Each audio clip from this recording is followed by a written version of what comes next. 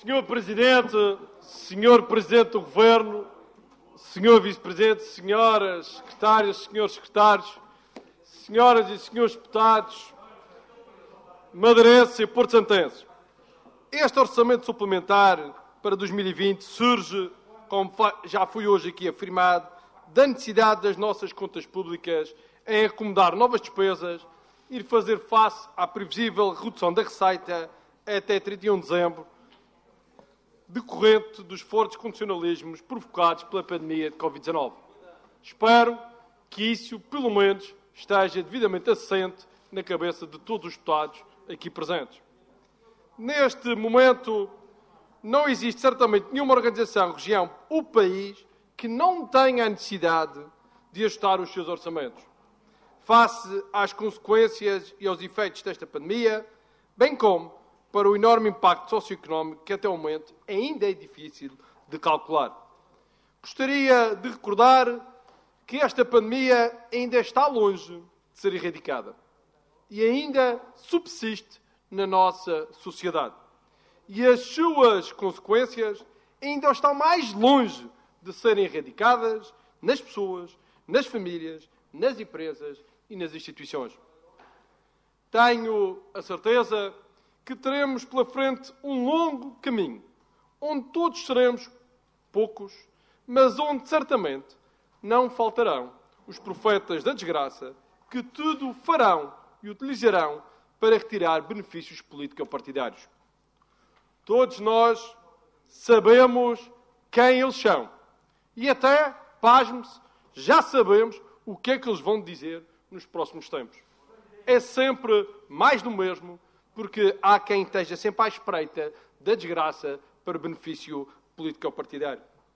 Mas é nestes momentos de dificuldades que vemos quem realmente tem coragem e arrojo de encarar a realidade e quem tem a disponibilidade para ajudar e contribuir sem truques e sem rasteiras, ou quem prefere fugir e refugiar-se no calor da manta e da escrita de alguns.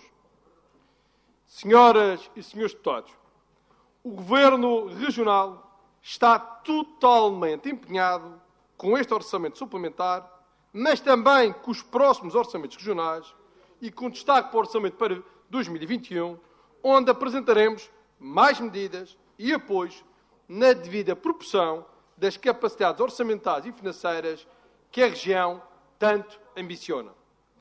Mas antes de abordar concretamente este orçamento suplementar, temos que recordar que no início do primeiro trimestre de 2020, ou seja, há pouco mais de 4 meses, a economia da região crescia há 81 meses consecutivos, a um ritmo superior ao resto do país.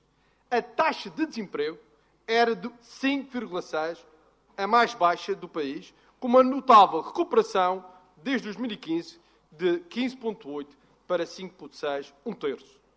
A nossa dívida já tinha sido reduzida em mais de 1.500 milhões desde 2013, atingindo este ano 89% do PIB, fazendo a Madeira a única região que contribuía positivamente para as contas públicas nacionais, num país que, ainda este ano, não só aumentou a dívida, como já chega a 135% do PIB, ou seja, muito mais que a região autónoma da Madeira.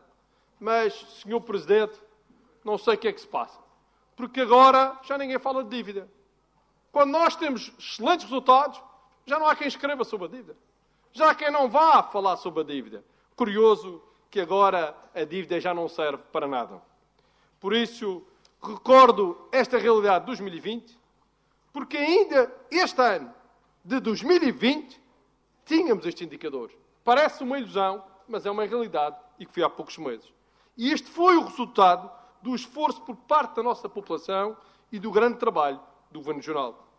Recordo estes indicadores para que seja possível perceber, como eu já tive a oportunidade de dizer de manhã, que quem foi capaz de recuperar a região de um programa de ajustamento duro e difícil, devolvendo a esperança a todos os madeirenses, será novamente capaz de lutar pela Madeira e pelo nosso povo.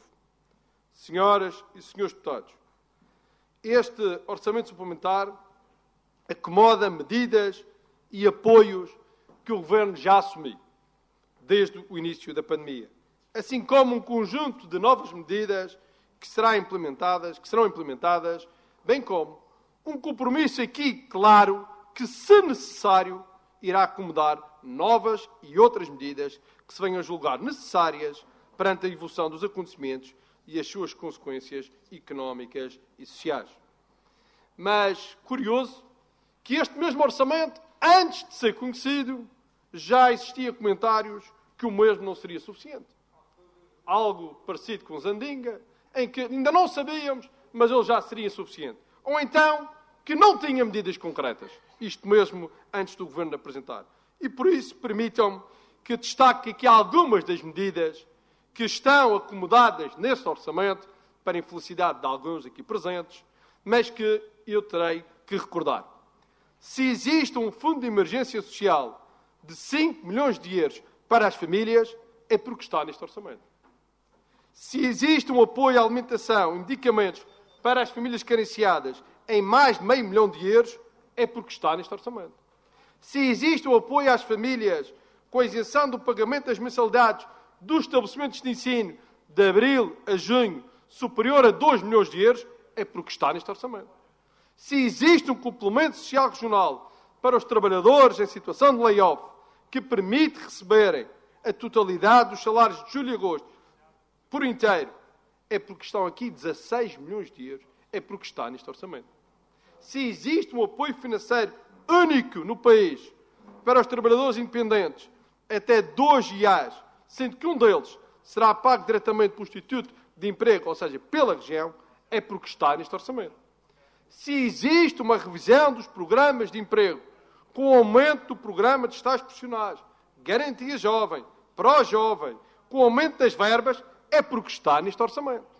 Se existe uma linha de crédito, InvestRAM, que permite que as empresas beneficiem de fundo perdido e que promove a manutenção dos postos de trabalho no valor de 100 milhões de euros, é porque está neste orçamento. Se existe um programa Adaptar RAM, que assegura que as empresas, a adaptação dos seus espaços perante as novas condições de distanciamento físico e de higiene no valor de 2 milhões e meio, é porque está neste orçamento. Se existem linhas de crédito até 5 milhões de euros para produtores, empresas do setor agrícola, agroalimentar e apoio à comercialização de produtos regionais em mais de 200 mil euros, é porque está neste orçamento. Se existe apoios financeiros ao setor da pesca no valor de 1.250.000 euros, é porque está neste orçamento. Se existe no Cesaram uma unidade dedicada ao Covid, que custará 3 milhões de euros, é porque está neste orçamento. Se existe uma linha SRS 24 Covid, que já respondeu a milhares e milhares de chamadas, e é o contacto preferencial para a ativação da resposta de infecção, na situação de infecção por Covid, é porque está neste orçamento. E, por último, se existe no aeroporto uma unidade de rastreio com mais de 200 profissionais de saúde e do turismo, que custará 20 milhões de euros, é porque está neste orçamento. Senhoras e senhores deputados, apenas referi algumas dessas medidas. Existem muitos mais que fazem parte deste orçamento. Um orçamento que reforça as funções e as opções sociais do Governo em mais de 141 milhões de euros. Com destaque para 116 milhões de euros para a área da saúde, que tem um acréscimo significativo, o que revela a importância que este Governo dá à saúde, ainda por cima, num momento crucial para a saúde pública e para os cuidados e proteção de todos os madeirenses. Mas também, senhoras e senhores deputados, a saúde da nossa economia merece destaque neste orçamento, com mais 138 milhões de euros, o que é um sinal que tudo faremos para a sobrevivência das empresas regionais e para a manutenção dos postos de trabalho. Senhoras e senhores deputados, mas este orçamento só será possível porque o Governo Regional irá reprogramar as suas prioridades, assim como irá contrair um empréstimo de 489 milhões de euros. Repito, um empréstimo, ou seja, dívida, pois será o povo da Madeira a pagar sozinho esta fatura, dado que até o momento não existiu qualquer manifestação de solidariedade do Governo da República, nem, pasme-se, nem através da garantia de aval a esse mesmo empréstimo. Se Portugal clama, e bem, pela ajuda externa, no mínimo teria que dar o exemplo e ajudar todas as suas regiões, sem qualquer discriminação política partidária. Esta fatura desta dívida não pode e nem deve ser apenas imputada à Madeira, como se não fôssemos parte de Portugal. Esta insensibilidade do Governo da República e do Primeiro-Ministro faz-nos refletir se valerá a pena continuar a construir este Portugal no Atlântico perante a indiferença dos atuais governantes. Por isso, afirmo, a Madeira tem sido abandonada por Lisboa. Exigimos respeito. E volto a reafirmar, tal como fiz no debate do Estado da região, que os temas pendentes entre a Madeira e a República não são uma ficção, mas sim uma realidade. Estamos disponíveis para negociar. Estamos preparados, mas a falta de vontade política de Lisboa é clara. Por isso, estamos a aguardar e continuamos a aguardar a manifestada e desejada disponibilidade do Sr. Presidente da República na criação de uma plataforma de entendimento. Aguardamos e esperemos por notícias em breve. Mas, infelizmente, o que sabemos hoje e o que sabemos até hoje é que para António Costa e para o Governo da República foi mais importante e urgente garantir um tacho de ouro a Mário Centeno no Banco de Portugal, ou então foi mais importante acudir a TAP em 1.200 milhões, para além de premiar o acionista privado em 10 vezes o seu investimento inicial numa empresa, pasme-se, que o próprio Governo afirma que está falida e insolvente, do que responder às necessidades dos madeirenses. Infelizmente, sabemos que para António Costa e para o Governo tem sido mais preocupante o facto da região de Lisboa estar com forte acréscimo de Covid, apesar de manterem o aeroporto de Lisboa sem testes, sem regras, numa verdadeira porta de entrada ao vírus, a par do descontrole das autoridades de saúde na zona e na região de Lisboa, do que serem solidários com os madeirenses, mesmo quando os madeirenses pagam a incompetência de Lisboa, que nos prejudica na limitação dos corredores turísticos diretos para a Madeira. Infelizmente, sabemos que para António Costa e para o Governo da República tem sido importante atacar e denunciar o Primeiro-Ministro da Holanda como sendo um dirigente mal comportado e até insensível para a situação dos países mais vulneráveis, mas as justas reivindicações da Madeira, pelos vistos, para além de não serem importantes para o Governo e para António Costa, ainda são intituladas pelos bois socialistas aqui na região e aqui no Parlamento como uma tentativa de meras desculpas políticas.